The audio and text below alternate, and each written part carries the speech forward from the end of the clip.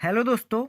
इस वीडियो में हम बात करने वाले हैं हमारी जो न्यू शिक्षा नीति है उसके अंदर जो हमारे शिक्षा मंत्री श्री रमेश पोखरिया जी हैं, उन्होंने 1 वर्षीय बीएड, 2 वर्षीय बीएड, 4 वर्षीय बीएड के बारे में क्या कहा है।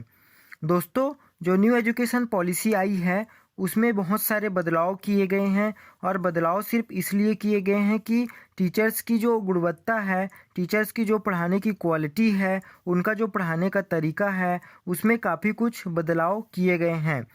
दोस्तों, अगर पहले की हम बात करें तो पहले क्या था कि आप बीएड या डीएड कीजिए, फिर टेट पास कीजिए, टीचर रिक्रूटमेंट आने पर रिक्रूटमेंट इंट्रेंस एग्ज़ाम होता था, वो पास कीजिए, फिर आप टीचर के लिए सेलेक्ट हो जाते थे। अब यहाँ पर प्रॉब्लम क्या होता था कि टीचर जिसने एग्ज़ाम क्वालिफाई किया, उसने वो एग्ज़ाम कैसे क्वालिफाई किया ये तो वो जानता था, बट होता क्या था कि जब सेमिनार वगैरह होता था तो वही टीचर जो पढ़ा रहे हैं वे बच्चों को अच्छे से नहीं पढ़ा पाते थे, वे नॉलेजेबल नहीं होते थे, टेक्निकल नहीं होते थे।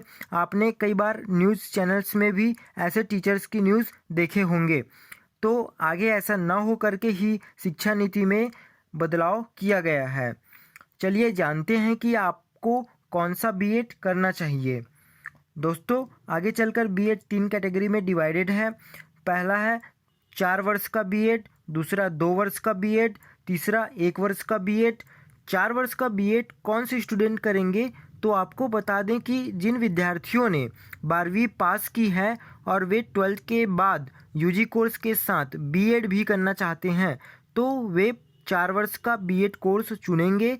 इस कोर्स के लिए 12th के बाद एंट्रेंस एग्ज़ाम लिया जाएगा, जिसमें क्वालिफाई होने पर ही आपको एडमिशन दिया जाएगा। इस कोर्स में आप स्नातक भी होगा और बीएड भी होगा, जिससे आपका समय भी बचेगा। जानिए कि इस कोर्स को करने के बाद न्यू एजुकेशन पॉलिसी के अनुसार आप टीचर्स के लिए कैसे एलिजिबल होंगे। 4 ईयर का कोर्स कंप्लीट होने के बाद आपको स्टेट टेट या सीटेट क्वालिफाई करना होगा। उसके बाद सेंट्रल लेवल पर नेशनल टेस्टिंग एजेंसी एनटीए के द्वारा वैकेंसीज के लिए एंट्रेंस टेस्ट लिया जाएगा। उसके बाद आपका इंटरव्यू होगा, डेमो क्लास लिया जाएगा। आप बच्चों के बारे में क्या सोचते हैं, कैसे सोचते हैं, आप कैसे पढ़ाएंगे, ये सब देखा जाएगा। इसके बाद आपका स्क्रीनिंग टेस्ट भी लिया जाएगा। काफ़ी लंबा प्रोसेस से गुजरना होगा, क्योंकि न्यू एजुकेशन पॉलिसी में बेस्ट स्किल्स टीचर की खोज की जाएगी। अब जानते हैं दूसरा 2 वर्ष की बीएड कोर्स के बारे में।